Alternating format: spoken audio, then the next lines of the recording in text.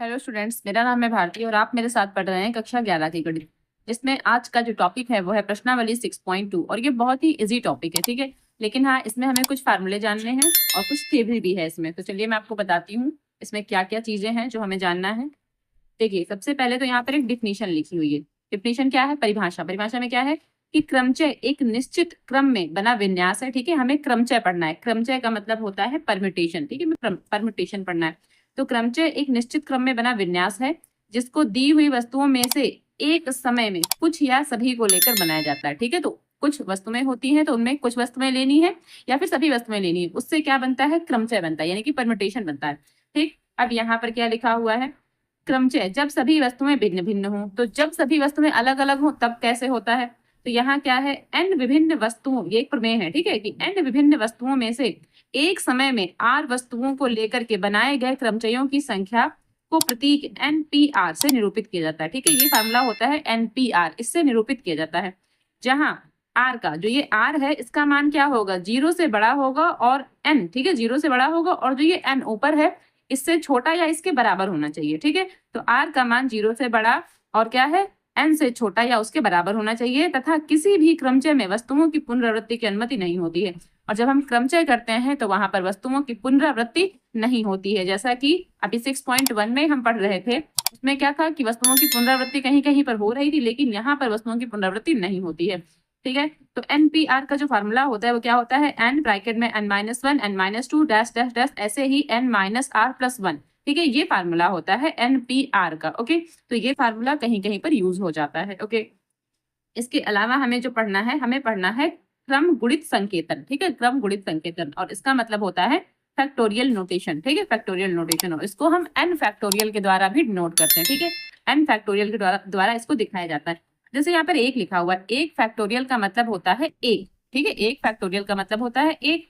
अगर हम कहें दो फैक्टोरियल, तो दो फैक्टोरियल का मतलब होता है 2 गुणे 1। तो इसको मैं थोड़ा लिख के समझाती हूँ तो आपको ज्यादा समझ में आएगा। ठीक है, अब ये समझिए कि यहाँ पर अगर हम एक फार्मूला लिखते हैं कि हम कहें n फैक्टोरियल, तो n फैक्टोरियल का मतलब होगा n। ठीक है, n-1। अगर हम इसको स्टॉप करना चाहें तो कहाँ तक स्टॉप करेंगे? यहाँ तक स्टॉप कर सकते हैं। या फिर हम ये कहें कि n फैक्टोरियल को थोड़ा और आगे तक ले जाना है तो कैसे? n, n-1, n-2, यहाँ पर भी स्टॉप कर सकते हैं। ठीक है, तो ये फैक्टोरियल होते हैं। अगर इसको और आगे बढ़ाना चाहें तो कैसे? अगर हम n फैक्टोरियल को और आगे बढ़ाना चाहें तो कहाँ स्टॉप करेंगे? n, n-1, n-2, n-3, तो यहाँ पर भी स्टॉप कर सकते हैं। और आगे इसी प्रकार और भी आगे हम बढ़ाते हुए चले जाएंगे, और जहां हमें लगेगा कि नहीं हमें यहाँ पर स्टॉप करना है, हम वहां पर स्टॉप कर सकते हैं। तो ये n फैक्टोरियल का फार्मूला होता है। ठीक है, इसको फैक्टोरियल कहते हैं। ओके, यहाँ पर कंडीशन क्या रहेगी? यहाँ देखिए, यहाँ जो कंडीशन है, यहाँ पर n जो है greater than or equals to 2, 2 या 2 से बड़ा होना चाहिए। यहाँ पर जो n है greater than or equals to 1, या तो 1 हो या उससे बड़ा हो। और यहाँ की जो कंडीशन है, यहाँ की क्या कंडीशन रहेगी कि n जो है greater than or equals to 3, या तो यहाँ पर 3 हो या फिर 3 से बड़ा हो। तो ये तो कुछ बातें हो गई। अभी कुछ बातें और जान लीजिए। मान लीजिए कहीं पर 0 फैक्टोरियल आ गया। ठीक है, 0 फैक्टोरियल, उसकी वैल्यू हमेशा 1 होती है। 0 फैक्टोरियल की वैल्यू हमेशा 1 होती है। और अगर कहीं पर 1 फैक्टोरियल आ गया तो 1 फैक्टोरियल की वैल्यू भी हमेशा 1 होती है। तो ये आपको दोनों बातें याद रखना है कि 0 फैक्टोरियल का मान भी 1 होता है और 1 फैक्टोरियल का मान भी 1 ही होता है। इसके अलावा अगर हम कहें 2 फैक्टोरियल, तो 2 फैक्टोरियल का मान भी 2 होता है। क्यों? क्योंकि 2 फैक्टोरियल को हम कहाँ तक रोकेंगे? 2 गुणे 1 तक। ठीक है, 2 गुणे 1, तो यहाँ पर 2 हो जाएगा। इसी प्रकार अगर हम 3 फैक्टोरियल को रोकना चाहें तो कहाँ तक रोकेंगे? 3 गुणे 2 गुणे 1। ये कह सकते हैं कि जिस भी संख्या का फैक्टोरियल निकालना होता है उसको घटते हुए क्रम में लिखते जाते हैं और कहाँ तक स्टॉप करेंगे? 1 तक, या फिर जहां तक हमें आवश्यकता है वहां पर स्टॉप किया जा सकता है। तो यहाँ अब इसका आंसर कैसे होगा? 2 3 6, 6 1 6, तो यहाँ पर 6 हो जाएगा। अब कोई बड़ी संख्या ले, जैसे मान लीजिए हमने लिया 11 फैक्टोरियल, तो 11 फैक्टोरियल का कैसे करेंगे? 11 गुणे 10 गुणे 9, इसी प्रकार कहाँ तक लिखेंगे? 1 तक लिखेंगे। लेकिन अगर हमें इसको स्टॉप करना होता, अगर मान लीजिए हमें इसको 5 में स्टॉप करना है या हमें इसको 8 में स्टॉप करना था, तो कैसे करेंगे? 11 10 9 और 8 लिख करके फैक्टोरियल लगा देंगे। अब ये यहाँ पर स्टॉप हो चुका है, अब आगे नहीं बढ़ेगा। लेकिन अगर आप ये फैक्टोरियल नहीं लगाएंगे यहाँ पर, इसका मतलब है ये आगे बढ़ना चाहिए था और आपका सवाल गलत माना जाएगा उस कंडीशन में। ठीक है, तो फैक्टोरियल को जहां तक हमें आवश्यकता है वहां तक हम बढ़ा सकते हैं। फिर ये आपको याद रखना है, 0 फैक्टोरियल का मान 1, 1 फैक्टोरियल का मान 1, 2 फैक्टोरियल का मान 2 ही होता है। लेकिन 3 फैक्टोरियल का मान उसको 3 गुणे 2 गुणे 1 करके लिखते हैं। और अगर 3 फैक्टोरियल को हम ऐसे लिखना चाहें, 3 फैक्टोरियल को 3 गुणे 2 फैक्टोरियल ऐसे भी लिख सकते हैं, क्योंकि हमें 2 पे स्टॉप करना था तो हमने यहाँ पे स्टॉप कर दिया, ऐसे भी लिखा जा सकता है। ठीक है, तो चलिए ये तो हो गई फैक्टोरियल की बात।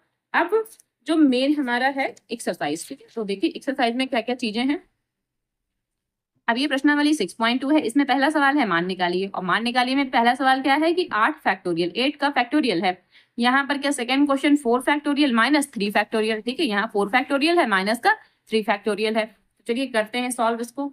यहाँ जो पहला सवाल है, पहले का भी पहला सवाल, ठीक है, ये पहले का पहला है, इसमें क्या है हमारे पास 8 फैक्टोरियल। तो 8 फैक्टोरियल को कैसे करेंगे, 8 गुणे 7 गुणे 6 गुणे 5 गुणे 4 गुणे 3 गुणे 2 गुणे 1, ये 8 फैक्टोरियल की पूरी वैल्यूज हमने लिख ली, इसको सॉल्व कर लेंगे। 8 सत्ते 56, ये हो गया 56। अब इनकी भी आपस में मल्टीप्लाई कर लेते हैं, तो 6 पंचे 30 गुणे 30, ठीक है। आप मल्टीप्लाई करना है किसी प्रकार कर सकते हैं, 2 2 को लेकर कीजिए, 3 3 को लेकर, जैसे आपको सुटेबल लगता है वैसे कीजिए। तो 8 सत्ते 56, 6 पंचे 30, और यहाँ 4 तियां 12, 12 दूनी 24, तो यहाँ तक तो 24 हो गया। 1 की गुणा नहीं करेंगे, ठीक है, अब इनको और गुणा करते हैं। 56 अभी हम ऐसे लिखा रहने देते हैं, और 24 की गुणा करते हैं 3 से, तो 3 चौके 12, और 3 दूनी 6, और 1 7, यहाँ पर 0 लगा देंगे, ठीक है भाई, 0 था 0 लगा दिया। 3 चौके 12, 3 दूनी 6 और 1 7। अब 56 की गुणा 72 से और कर लेते हैं, बाद में 0 लगा देंगे, तो ये साइड में गुणा कर लेते हैं 56, और यहाँ पर 72 और 0 बाद में लगा देंगे। तो 2 छंग 12 और 2 पंचे 10 और 1 11, 7 छंग 42 और 7 पन्ने 35, और 35 में 4 जोड़ेंगे तो 39, यानी कि 39। यहाँ 2, यहाँ 3, यहाँ 10 और यहाँ 4, ठीक है। अब यहाँ 0 और लगा देंगे ये वाला, तो यहाँ से हमारे पास क्या बना 40320, यानी 8 फैक्टोरियल की जो वैल्यू आएगी वो क्या आएगी 40,320, ठीक है। अब इसी का सेकंड पार्ट लगाते हैं, तो सेकंड में हमारे पास क्या था 4 फैक्टोरियल माइनस 3 फैक्टोरियल, ठीक है, ये सेकंड है हमारे पास। तो यहाँ देखिए, अब इसको 2 तरीके से सॉल्व कर सकते हैं। पहला तरीका ये है कि 4 फैक्टोरियल को 4 गुणे 3 गुणे 2 गुणे 1 ऐसे लिखें, फिर यहाँ माइनस लगा दें, और 3 को लिखें 3 गुणे 2 गुणे 1 ऐसे लिखें, ठीक है। तो अब 4 तियां 12 और 12 दूनी 24, 24 एक कम 24, तो यहाँ इन सबकी गुणा हो गई 24, माइनस यहाँ 3 दूनी 6, 6 कम 6, तो यहाँ 6 हो जाएगा। अब इन दोनों को आपस में घटा देंगे तो क्या आ जाएगा 18। एक तरीका तो ये हो गया, और दूसरा तरीका जो इसी का है, ठीक है, दूसरा तरीका इसी का क्या है कि 4 फैक्टोरियल को हम 3 फैक्टोरियल तक लिखकर स्टॉप करें। ये जो ये 4 फैक्टोरियल लिखा है, मैं यहाँ पर एक बार और सवाल लिखे दे रही हूँ कि 4 फैक्टोरियल को हम 4 मल्टीप्लाई 3 फैक्टोरियल लिख के हमने स्टॉप कर दिया। यहाँ पर 3 फैक्टोरियल का 3 फैक्टोरियल ऐसे ही लिखा रहेगा। अब यहाँ से और यहाँ से क्या कॉमन ले सकते हैं, तो यहाँ से और यहाँ से 3 फैक्टोरियल कॉमन ले सकते हैं। यहाँ बचेगा 4, और यहाँ क्या बचेगा माइनस का 1, क्योंकि यहाँ कुछ नहीं है तो माइनस का 1। अब देखिए 3 फैक्टोरियल है, तो 3 फैक्टोरियल का मतलब है 3 मल्टीप्लाई 2 मल्टीप्लाई 1, तो ये 3 फैक्टोरियल हो गया। अब यहाँ क्या 4 में से 1 जाएगा तो 3, यहाँ पर 3 लिख लेंगे, और यहाँ गुणे का निशान लगा देंगे। अब इनकी सबकी गुणा करनी है, तो 3 दूनी 6, 6 एक कम 6 और 6 तियां 18।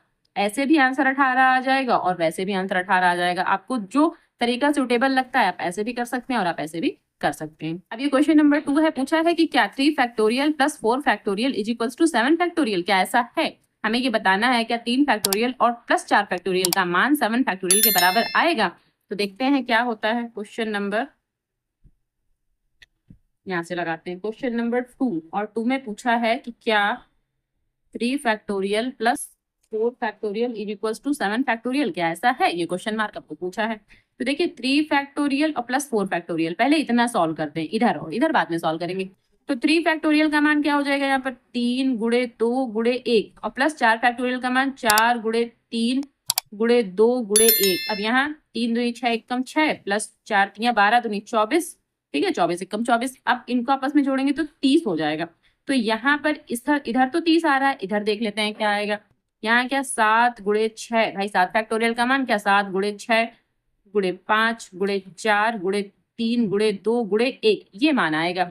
अब 7 छंग 42, ठीक है, यहाँ क्या 7 छंग 42, और यहाँ 5 चौके 20, ठीक है, और ये हो गए हमारे 20, और यहाँ 3 दूनी 6, ये 6 हो गए। अब 42 अभी ऐसे लिखा रहने देते हैं, यहाँ क्या हो जाएगा 6 दूनी 12, और ये 0 और लगा देंगे, यहाँ 120 बन रहा है। अब इन दोनों के आपस में गुणा करवा लेते हैं, तो 12 की गुणा करवाते हैं, 12 दूनी 24 का 4, 2 कैरी, 12 चौके 48 और 2 50, और ये 0 यहाँ लगा देंगे। तो इधर क्या आ रहा है, इधर आ रहा है 5040, ठीक है, इधर आ रहा है 5040 और यहाँ आ रहा है 30, तो ये दोनों बराबर नहीं है। तो क्या लिख देंगे कि 3 फैक्टोरियल प्लस 4 फैक्टोरियल बराबर 7 फैक्टोरियल।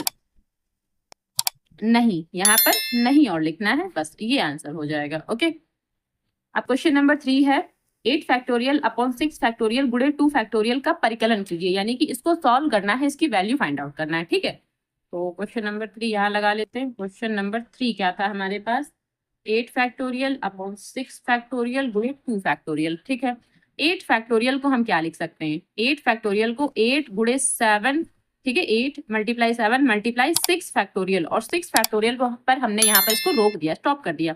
अब ये 6 फैक्टोरियल ऐसे ही लिखा रहेगा, और जो 2 फैक्टोरियल है इसकी वैल्यू 2 होती है। ठीक है, 2 फैक्टोरियल का मान 2, या फिर 2 मल्टीप्लाई 1 ऐसे भी लिख सकते हैं। अब देखिए 6 फैक्टोरियल से 6 फैक्टोरियल पूरा पूरा कट हो गया। अब यहाँ 2 एक कम 2 और 2 चौके 8, यहाँ से भी कट हो जाएगा। बचा क्या, 7 चौके 28। ठीक है, 7 चौके 28, तो यहाँ 28 और नीचे सिर्फ एक बचेगा तो एक छोड़ देंगे, यानी इसकी जो वैल्यू आ रही है वो 28 आ रही है। ठीक है, ये इसका आंसर हो जाएगा। क्वेश्चन नंबर 4 है यदि 1 upon 6 factorial plus 1 upon 7 factorial is equal to x upon 8 factorial, तो x का मान ज्ञात कीजिए। और ये क्वेश्चन इंपॉर्टेंट है, ठीक है, और ये क्वेश्चन पेपर में आता है इसी तरह का। यहाँ पर संख्याएं चेंज होती हैं, लेकिन क्वेश्चन इसी तरह का पेपर में पूछा जाता है। ठीक है, तो चलिए क्वेश्चन नंबर 4 लगाते हैं। क्या है, 1 upon 6 factorial plus 1 upon 7 factorial, ठीक है, is equals to x upon 8 factorial. ये हमें सवाल दे रखा है। अब समझिए, यहाँ से 1 अपॉन 6 फैक्टोरियल तो ऐसे लिखा रहेगा, प्लस और 7 फैक्टोरियल को हम क्या लिख सकते हैं, 1 अपॉन 7 मल्टीप्लाई 6 फैक्टोरियल। ठीक है भाई, हमने 7 को 6 तक स्टॉप कर दिया, उसके बाद x, और यहाँ 8 को हम कहाँ तक स्टॉप करेंगे, 6 तक, इसको भी हम 6 तक ही स्टॉप करेंगे। 8 मल्टीप्लाई 7 और मल्टीप्लाई 6 फैक्टोरियल, यहाँ तक हमने स्टॉप कर दिया। ऐसा हमने क्यों किया ये समझिए।